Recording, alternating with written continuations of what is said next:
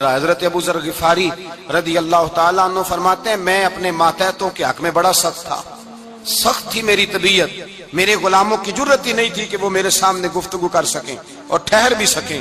فرماتے ہیں جس دن میں کلمہ پڑھنے گیا، جس دن میں حضور کی بارگاہ میں، تو میں نے کہا حضور کوئی خاص نصیحت؟ تو نبی پاک نے فرمایا میری نصیحت تیرے لیے یہ ہے کہ جیسا تو نے کھانا ہے ویسا ہی غلام کو کھلانا ہے، جیسا تو نے پہننا ہے ویسا ہی غلام کو پہنانا ہے۔ حضرت ابو ذر کہتے ہیں جو میرے اندر کمی تھی وہی میرے نبی نے نصیحت کر دی، جو میرے اندر کوتاہی تھی وہی غیب جاننے والے رسول نے بتلا دی۔ فرماتے ہیں میں گھر گیا، جب میں جاتا تھا تو ملازموں کا سانس خشک ہو جاتا تھا، وہ کانپنے ہانپنے لگتے تھے کہ جانے اب یہ کیا کرے گا۔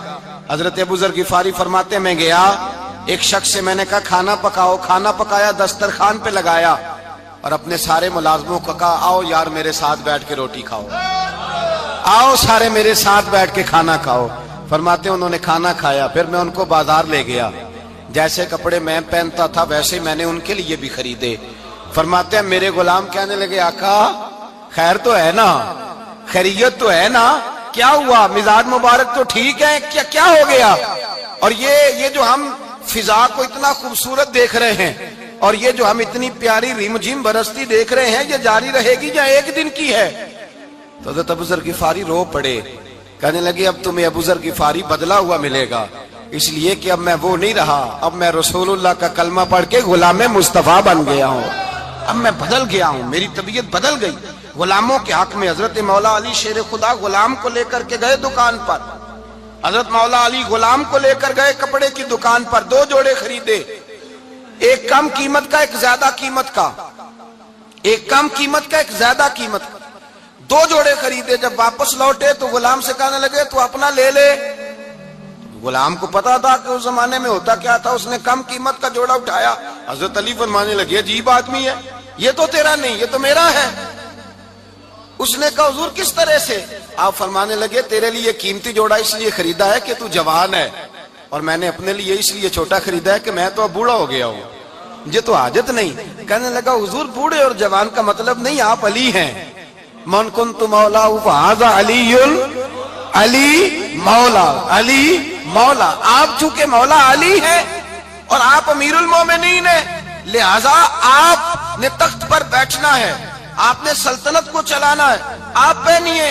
تو حضرت علی فرمانے لگے تو میرا غلام بنا ہے نا، تو نے ابھی میرے نبی کا دیدار نہیں نہ کیا، تو بعد میں آیا ہے نا، اگر تو اس دور میں ہوتا تو جان جاتا کہ یہ عمل میرا ہے، پر اس کے پیچھے جو نصیحت کے پھول ہیں وہ مصطفیٰ کے عطا فرمائے ہوئے۔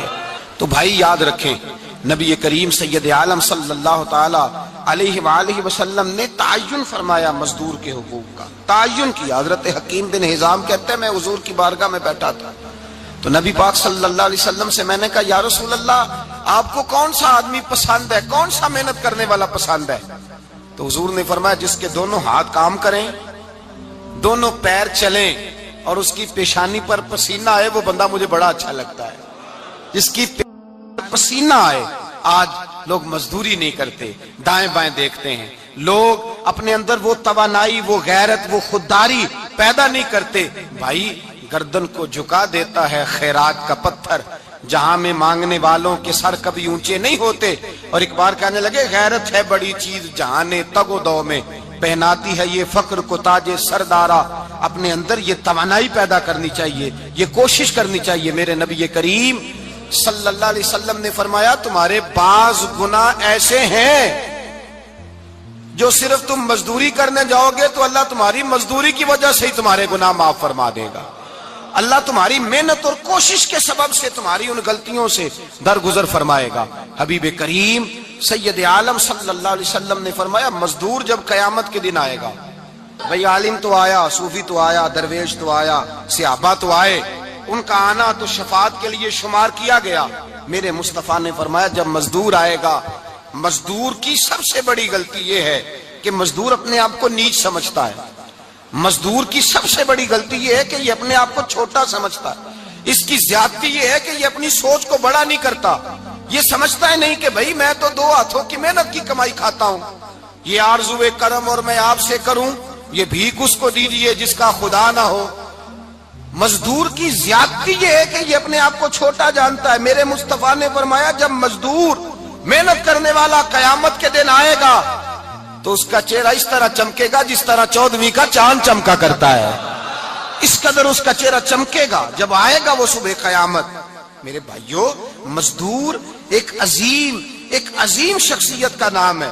محنت کرنا، اپنے دونوں ہاتھوں سے مشقت کرنا، جدوجہد کرنا. مجھے کئی سارے لوگ، میں جب ملک کے مختلف گوشوں میں جاتا ہوں تو کئی سارے لوگ کہتے ہیں آپ کے ابا جی کا مزار کدھر ہے، آپ کس مزار کے سجادہ نشین ہیں؟ تو میں ان سے کہتا ہوں میں سجادہ نشین نہیں، میں تو کسان کا بیٹا ہوں. اور میں اس شخص کا بیٹا ہوں جو رات کو 2 بجے اٹھ کے بھی گھر سے نکلتے تھے 2 نفل پڑھ کے. تو ہم پوچھتے تھے کہ اماں جی ابا جی کہاں گئے؟ تو کہتے تھے چند کھیتوں کو پانی لگانا تھا اور رات کو رخصت ہو گئے. فخر کی بات ہے، یہ اعزاز کی بات ہے، یہ اعزاز کی بات ہے. ہم نے ساری زندگی ان کے ہاتھ پہ چھالے دیکھے لیکن بات لفظ زبان پر یہی دیکھی کہ بیٹا عزت والا وہی ہوتا ہے جو اپنے ہاتھوں سے محنت کر کے روزی کھایا کرتا ہے. بھائی یاد رکھیں یہ اعزاز کی بات ہے. اعزاز، مزدور کا بیٹا فخر کرے، کسان کا بیٹا ناز کرے. وہ جو آدمی سویرے جاتا ہے ویلڈنگ کا پلانٹ لے کے کام کرنے، اس کا بیٹا ناز کرے. وہ جس کا باپ پھاوڑا چلاتا ہے، چھینی چلاتا ہے، تھوڑا چلاتا ہے، وہ ناز کرے. اور مزار صرف ان لوگوں کے نہیں ہوتے جو اللہ اللہ کرتے ہیں، ہو کرتے ہیں. وہ تو قابل اعزاز ہے اللہ کے بندے، ان کے بھی مزار ہوتے ہیں. مزار وہ بھی ہوتا ہے جس کو میرے مصطفیٰ نے فرمایا القاسب حبیب اللہ، جو محنت کرتا تھا، ہاتھوں سے جدوجہد کرتا تھا، وہ بھی تو اللہ کا دوست ہے نا. اس کا بھی تو مزار ہے نا، اس کی بھی تو قبر پر انوار ہے جو اللہ کا محبوب ہو کے گیا. تو بھائی اپنا اعزاز جانے سمجھے اس بات کو. میرے مصطفیٰ کریم صلی اللہ علیہ وسلم مزدور کو عزت دیتے، وقار دیتے. اور جو حضور کے گھر میں خادم ہوتے ان کی ناز برداری کرتے. ہمارے گھر میں جو بی بی برتن دھوتی ہے وہ ہمارے ساتھ بیٹھ کے روٹی نہیں کھا سکتی، اس کو یہ اجازت نہیں ہوتی. ہمارا جو مزدور ہوتا ہے نا، ایک صاحب کہنے لگے یہ بچہ میرے پاس کام کرتا ہے، اس کے ابا جی بھی کرتے تھے.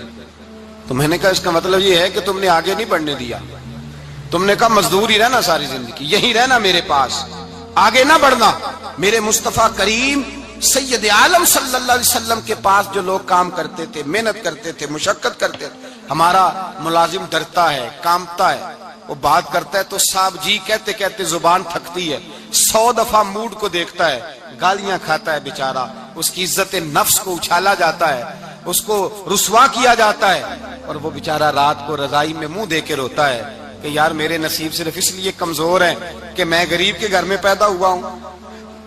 ہم احساس نہیں کرتے. اور مزدور کو کبھی موقع مل جائے جان چھوٹنے کا تو بھاگ جاتا ہے. ہمارا کردار اور اخلاق ایسا نہیں ہوتا. حضرت زید بن حارثہ رسول اللہ کے غلام تھے، نبی پاک کے گھر میں جھاڑو دیتے تھے، برتن مانجتے تھے. یہ بچپن میں اپنے قبیلے سے گم ہو گئے تھے، کسی نے اغوا کر کے لا کر کے بیچ دیا، گم ہو گئے تھے. حضور کی بارگاہ عالی مرتبت میں لائے گئے. حضرت زید بن حارثہ سارا دن کام کاج کرتے. کوئی آدمی آیا ان کے علاقے کا، مکہ مکرمہ، ان کو پہچان کر واپس گیا ان کے قبیلے میں اور جا کے بتلایا کہ تمہارا بیٹا تو محمد ابن عبداللہ صلی اللہ علیہ وسلم کے پاس. اس وقت حضور نے بھی اعلان نبوت نہیں فرمایا تھا. ان کے والد حارثہ چچا لینے آئے اور نبی پاک کے پاس آئے تو 2 تھیلیاں شرفیوں کی بھر کے لائے. کہنے لگے حضور یہ پیسے لے لیں، 2 تھیلیوں میں پیسے ڈالیں، دینار ہے، درہم ہے، حضور لے لیں، ہمارا بیٹا دے دیں. نبی پاک صلی اللہ علیہ وسلم نے فرمایا تمہیں غلطی لگ گئی ہے، پیسے پیچھے ہٹاؤ، میں زید کو بلاتا ہوں. میں زید کو، ادھر دیکھیے گا، میں زید کو، میں اسے بلاتا ہوں. اگر وہ جانا چاہے تمہارے ساتھ تو مجھے اعتراض نہیں، لے جانا. چچا اور باپ کہنے لگے آپ عجیب بات کرتے ہیں، وہ غلامی چھوڑ کے نہیں جائے گا. آپ عجیب بات کرتے ہیں، وہ مزدوری چھوڑ کے بادشاہی اختیار نہیں کرے گا. ہم کھاتے پیتے لوگ ہیں، اس کی ماں ترس گئی ہے اس کو ملنے کو، بہنیں روتی ہیں، وہ جائے گا نہیں. میرے حبیب نے فرمایا تم نے ابھی یہ ذائقہ چکھا نہیں، تمہیں اس کا پتہ نہیں. تو میں بلاتا ہوں، اگر جانا چاہے تو پیسوں کی ضرورت نہیں، لے جانا. حضرت زید کو پیغام دیا، آئے. حضور نے فرمایا وہ تمہارے والد کھڑے ہیں، وہ چچا ہیں، لینے آئے ہیں. جناب زید گئے، باپ کے گلے سے لگے. بچھڑے ہوئے باپ بیٹا ایک دوسرے کو مل کے کھل کے روئے. کہا بیٹا تیری ماں کی آنکھیں پتھر ہو گئی تیرا رستہ دیکھ کے، تیری بہنیں ترستی ہیں تیرے چہرے کے دیدار کو.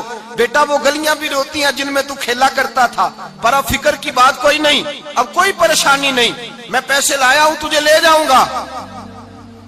نبی پاک صلی اللہ علیہ وسلم نے دیکھا نا جب باپ بیٹے کی گفتگو ہو گئی، آنسو بہ گئے، بوجھ ہلکے ہو گئے، تو میرے کریم نے فرمایا زید اگر تم چچا کے ساتھ والد کے ساتھ جانا چاہو تو میری طرف سے اجازت ہے، تم جا سکتے ہو۔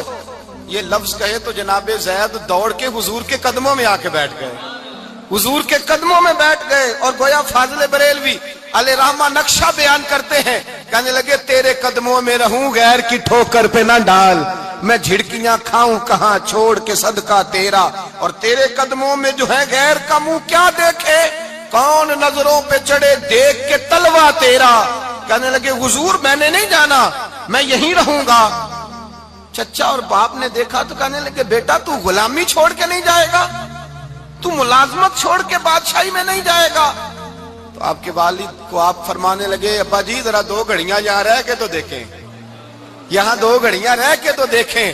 فرمایا یہاں ملازموں کا وہ اعزاز ہے جو شہزادوں کا ہوا کرتا ہے، یہاں خادموں کی وہ عزت ہے، اور پتہ پھر ان کو مقام کیا ملا، یہ واحد صحابیاں جن کا نام اللہ نے قرآن پاک میں بیان فرمایا ہے، نام اللہ نے قرآن مجید میں بیان فرمایا۔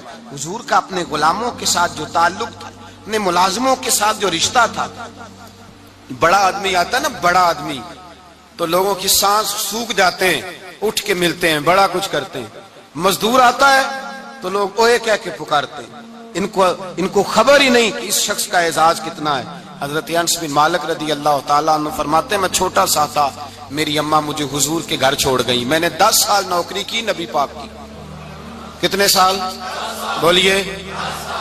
12ویں دن لوگ کہتے ہیں بس بھائی ختم ہو گیا، اب فرینکنس ہو گئی ہے، اب جو مرضی تیرے ساتھ کریں گے۔ 10 سال نوکری کی میں نے، لیکن جناب انس فرماتے ہیں نبی پاک نے کبھی مجھے اف تک بھی نہیں کہا تھا، اف تک بھی نہیں کہا تھا، اف تک بھی۔ حضور نے بھیجا جاؤ فلاں آدمی کو بلا کر کے لاؤ۔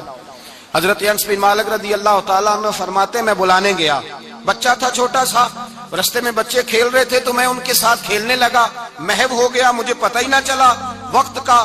حضور نے جب مجھے بھیجا تو فرمایا جلدی جانا اور جلدی آنا، اب مجھے خبر ہی نہیں، بڑی دیر ہو گئی۔ حضور وہاں انتظار کر کر کے خود تشریف لائے، کہتے جب نبی پاک آئے تو میں بچوں کے ساتھ کھیل رہا تھا، حضور نے جب مجھے کھیلتے ہوئے دیکھا، میری اچانک نظر پڑی تو میرے ہوش اڑ گئے۔ حضور نے تو کہا تھا جلدی آنا، اور میں یہاں کھیلنے لگا، یہاں اتنا الجھا کہ مجھے خیال نہیں رہا کس کام آیا ہوں۔ حضرت انس فرماتے ہیں میں ڈرنے لگا، جیسے جیسے حضور قریب آتے میری ٹانگیں کانپتی۔ فرماتے ہیں جب نبی پاک قریب آئے تو قربان جاؤں معصوم آمنہ کے، فرماتے ہیں حضور نے میری گردن پہ تھپکی دی، اور حضور نے ہنس کے فرمایا او بھائی لگتا ہے تو کھیل میں گم ہوا ہے تو تجھے یاد ہی نہیں رہا میں نے کس کام بھیجا تھا، تجھے یاد ہی نہیں رہا۔ کہا یا رسول اللہ صلی اللہ علیہ وسلم میں بھول گیا تھا، میں ابھی جاتا ہوں۔ کیا انداز ہے، کیا شفقت ہے، کیا رنگ ہے۔ حضور میں ابھی گیا اور ابھی آیا۔ نبی پاک نے فرمایا نہیں یار تو کھیل میں خود ہی چلا جاتا ہے، تو کھیل یہاں میں خود جاتا۔ یہ اعزاز، یہ فضیلت، یہ درجہ کس نے ذروں کو اٹھایا اور صحرا کر دیا، یہ کس نے قطروں کو ملایا اور دریا کر دیا، یہ کس کی حکمت نے یتیموں کو کیا در یتیم اور غلاموں کو دنیا بھر کا مولا کر دیا، یہ کس نے اتنا۔ میرے بھائی مزدور کو حضور نے اعزاز دیا، نبی پاک اپنے ہاتھ سے کام کرنے والے کے ساتھ اس نے سلوک کرتے، محبت کرتے، پیار کرتے۔ ایک بوڑھی اماں تھی جو مسجد میں جھاڑو دینے کی مزدوری کرتی تھی۔ کیا کام کرتی تھی؟ دعا کریں اللہ ہم سب کو مسجد کی صفائی کی توفیق عطا فرمائے۔ بوڑھی اماں تھی، مسجد کی صفائی کرتی تھی، نوکری کرتی تھی، بیمار ہو گئی، بخاری شریف میں موجود ہے۔ اللہ کے محبوب صلی اللہ علیہ وسلم روز تیمارداری کرنے جاتے، ایک وقت ایسا آیا کہ دن میں 2 مرتبہ حضور تیمارداری کرنے جاتے۔ ایک شام نبی پاک نے فرمایا اس کا انتقال ہو جائے تو مجھے اطلاع کرنا۔ صحابہ کہتے ہیں رات کے وقت ان کا انتقال ہوا، ٹھنڈ کا موسم تھا، ہم نے حضور کو تکلیف دینا مناسب نہ سمجھا، ہم نے دفن کر دیا۔ سویرے اللہ کے حبیب نے پوچھا تم نے مجھے اطلاع کیوں نہیں دی؟ حضور سردی بڑی تھی۔ کون جاتا ہے مزدوروں کے جنازوں میں؟ کون جاتا ہے مزدوروں کے جنازے میں؟ یہاں تو اب جنازے بھی سیاسی ہو گئے ہیں، اب تو کوئی بہت بڑا امیر آدمی فوت ہو جائے تو وہاں رش ہوتا ہے، وہاں رش ہوتا ہے، غریبوں کا تو جنازہ بھی کوئی نہیں پڑتا۔ حضرت جناب سیدنا ابو ہریرہ رضی اللہ تعالیٰ عنہ فرماتے ہیں حضور نے فرمایا مجھے اطلاع کیوں نہیں دی؟ تمہیں اس کے اعزاز کا نہیں پتا؟ وہ مزدور تھی مسجد میں جھاڑو دیتی تھی، تم نے خبر ہی نہیں دی، حضور وصال ہو گیا، فرمایا چلو مجھے بتاؤ قبر کہاں ہے۔ حضور سارا کچھ جانتے ہیں لیکن یہ ساری تمہید اس لیے بیان کی کہ ایک مزدور کی شان واضح ہو جائے۔ فرمایا بتاؤ قبر کہاں ہے؟ صحابہ کہتے ہیں ہم قبر پہ لے گئے تو میرے نبی نے فرمایا صفے بناؤ میں دوبارہ جنازہ پڑھاؤں گا۔